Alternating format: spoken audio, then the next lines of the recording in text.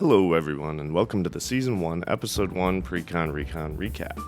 This is a new weekly show that we'll be doing here at Mythic Gaming where we take the Precon Commander decks and reconstruct them just a few cards at a time. The episodes will go out live on Mythic Gaming TV's Twitch account on Fridays, and we'll put these recaps up the following week for anyone who might have missed out on an episode or who just wants to remember what happened before. Here's how it works. We start out with a randomly assigned Commander Precon deck and play a game with it. For the next week, each player may swap out up to 5 cards, with the caveat that 3rd place gets 1 extra substitution and 4th place gets 2 extra substitutions. The next week we'll play again and repeat this process, subbing out more and more cards until the next set comes out.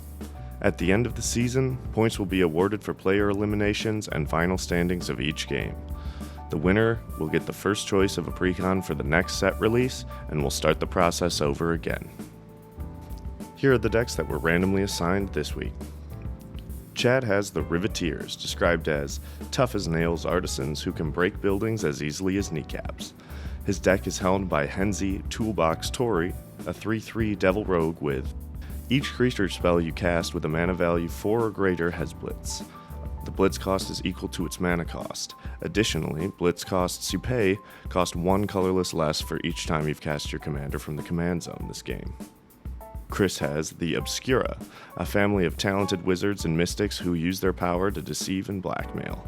His commander is Kamiz Obscura Oculus, a 2/4 Cephalid Rogue with whenever you attack, target creature can't be blocked this turn. It connives. Then choose another attacking creature with lesser power. That creature gains double strike until end of turn. Rin has the Brokers, a demonic law firm that handles mundane legal matters, but their aggressive solicitors have a reputation for being everywhere and showing up at every crisis within New Capenna. The Brokers commander is Perry the Pulverizer, a 3/3 Rhino Soldier with, when Perry enters the battlefield, put a shield counter on target creature. Whenever Perry attacks, target creature you control gains trample and gets +X/+X until the end of turn, where X is the number of different kinds of counters among permanents you control. Finally, Dylan, that's me by the way, has the Cabaretti, a fun-loving cult of druids who throw the hottest parties in town. The party never ends if you keep paying, but the moment you stop, you might find it hard to leave.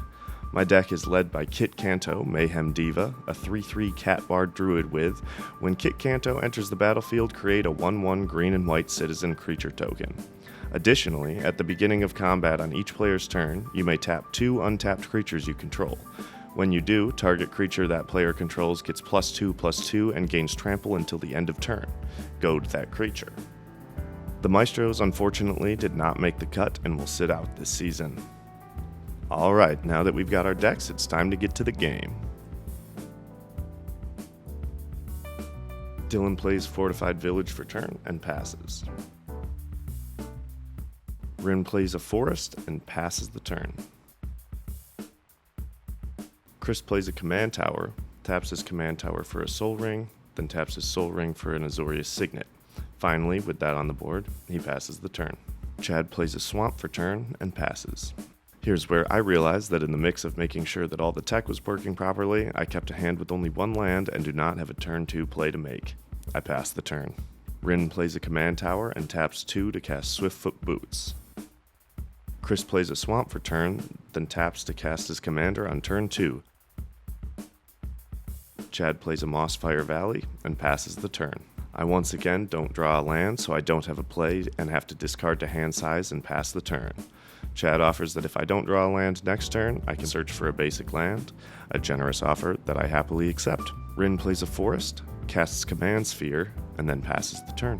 Chris plays Obscura Stormfront and cracks it to gain a life and bring a basic land out to the battlefield tapped. He chooses a Swamp. He casts Shadow Mage Infiltrator.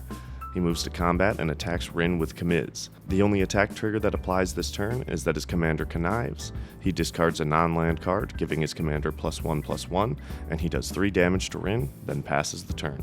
Chad plays a Forest for turn, then casts a Weathered Sentinels before passing the turn. I draw a non-land card for turn, and so I search my deck for a mountain to play, and then tap 2 to play an Arcane Signet before passing the turn. Rin taps 4 and casts their commander, Perry the Pulverizer, and uses his ability to put a shield counter on Perry. They pass the turn. Chris plays Port Town for turn, coming into play tapped. He then casts Champion of Wits, who lets him draw cards equal to its power, then discard 2 cards. He draws 2 and discards Jailbreak and Daring Saboteur. He taps for 3 and casts Graveblade Marauder. Chris moves to combat and attacks Chad with Kamiz and Shadow Mage Infiltrator. He uses Kamiz's ability to make Kamiz unblockable and gives Shadow Mage Infiltrator Double Strike. Chris connives due to Kamiz's ability and discards a non-land card, giving Kamiz another +1/+1 counter. Chad blocks Shadow Mage Infiltrator with Weathered Sentinels and takes 4. Chris then passes the turn. Chad then plays a Kessik Wolf Run for turn, then casts his commander, Henzi Toolbox Tori, before passing. I play a mountain, then tap 3 to cast Cultivate, searching for a plains and a forest card, and passing the turn. Rin casts Broker's Charm and chooses to draw 2 cards. They play an island for turn, and then cast Fellawar Stone. Rin equips Swiftfoot Boots to parry the Pulverizer before swinging at me for 4, which I take. Rin then passes the turn. Chris plays a Plains for turn, then moves to combat. He attacks, swinging Kamiz at Rin, Graveblade Marauder at Chad, and Shadow Mage Infiltrator at Dylan. He makes Graveblade Marauder unblockable and connives, discarding a land so it doesn't get a +1/+1 counter. He gives Kamiz Double Strike for the turn. No one blocks and Chad takes 3 damage, I take 1 damage, and Rin takes 8 commander damage. Chris casts Skyway Robber from his graveyard for its escape cost, exiling 5 cards from his graveyard. If Skyway Robber deals combat damage, Chris can play one of those cards without paying its mana cost. He then casts Swiftfoot Boots and attaches it to its commander. Finally, Chris passes the turn as the table begins to plot a way to slow him down.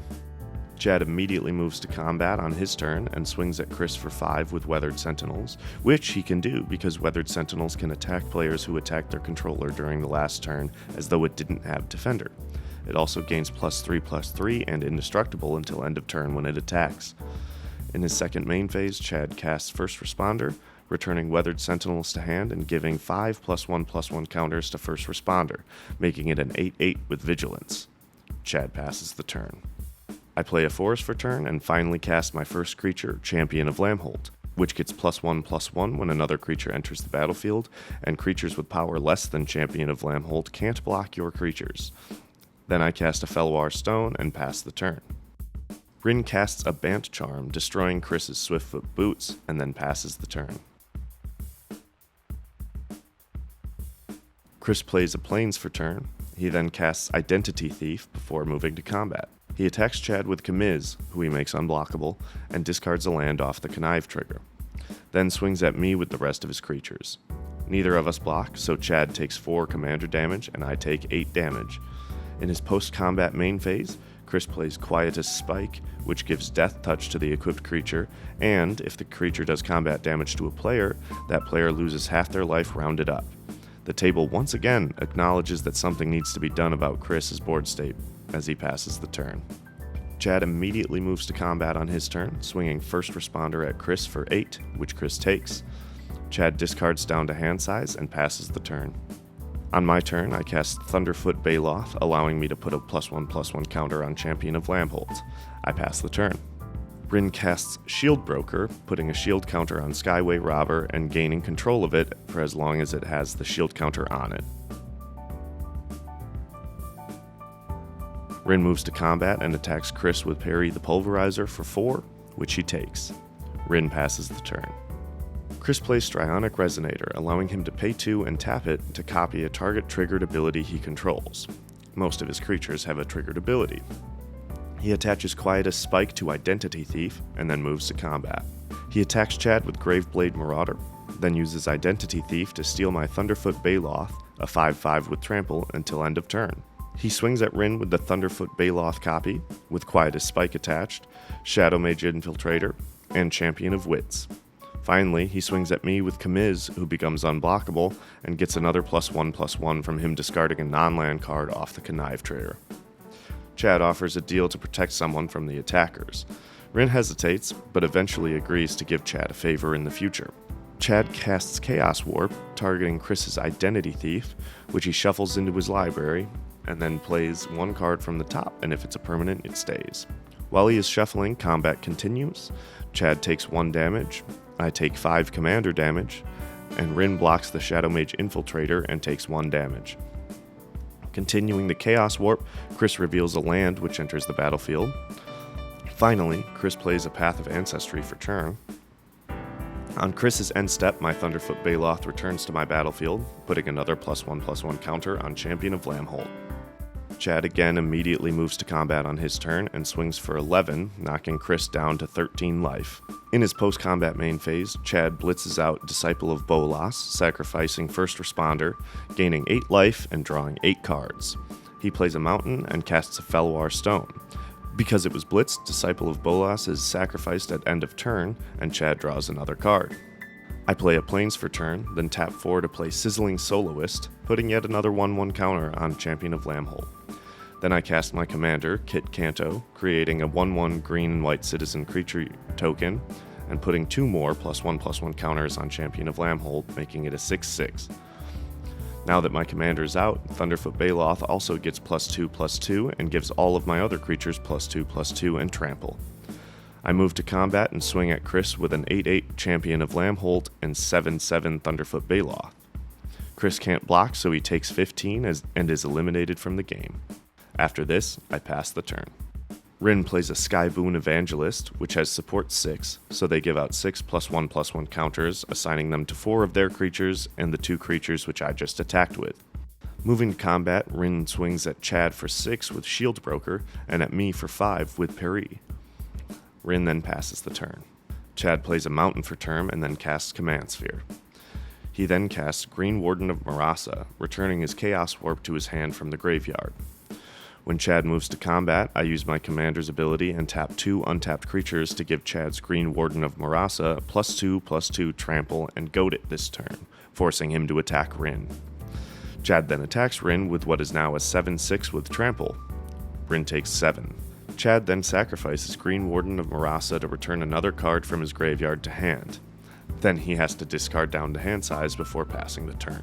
On my turn, I cast Fabine, Boss's Confidant, giving Champion of Lambholt another 1/1 counter. I then move to combat and do things slightly out of order. I first say that I will use Sizzling Soloist to make Rin's Skyboon Evangelist unable to block, but then realize that it can't block because of Champion of Lambholt anyway. From Fabine's trigger, each player reveals the top card of their library. I revealed a land, so I get a 1/1 green and white citizen.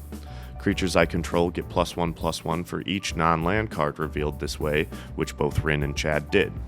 I declare attackers and send Champion of Lambholt and Thunderfoot Baloth to attack Rin, and send Kit Kanto, Sizzling Soloist, and my 2 citizen tokens to attack Chad. Rin cannot block and takes lethal damage. Chad takes 16. At the end of turn, each player draws the card that they revealed from the Fabine trigger, and I play the land I drew for turn. Finally, with a good hold on the game, I pass the turn to Chad. Chad makes a black mana and sacrifices his Command Sphere to draw a card. After putting a lot of thought into it, Chad casts Aether Snap, removing all counters from all permanents and removing all tokens from the game. He then passes the turn. On my turn, I cast Boros Charm to give Thunderfoot Baloth double strike until the end of turn, and then swing with everything. On the Fabine trigger, Chad reveals a land, giving me a 1/1 citizen, and I reveal a non-land, giving everything +1/+1 until the end of turn. Chad casts Chaos Warp, targeting my commander, which not only removes her from the game, but also means Thunderfoot Baloth no longer gives everything else +2/+2 and trample. I still have 18 total damage coming in, and Chad cannot block enough to survive. He takes lethal damage and loses the game. And for our final standings after episode 1, Dylan, which once again is me, with a first place finish and 3 kills, is definitively in first place after week 1. The rest of the standings just follow the finish position of this game. Chad is in second place, Rin is in third, and will get 1 extra card swap for next week. And finally, Chris, with a last place finish, will get 2 extra card swaps for next week, which could be scary considering he controlled the board for most of this game. Thanks for tuning in to this Week 1 recap of Precon Recon. Once again, episodes will be going live on Twitch every Friday on the Mythic Gaming TV account, with a recap coming the following week. Link to our Twitch account will be in the description of this video. Thanks for watching, and until next time.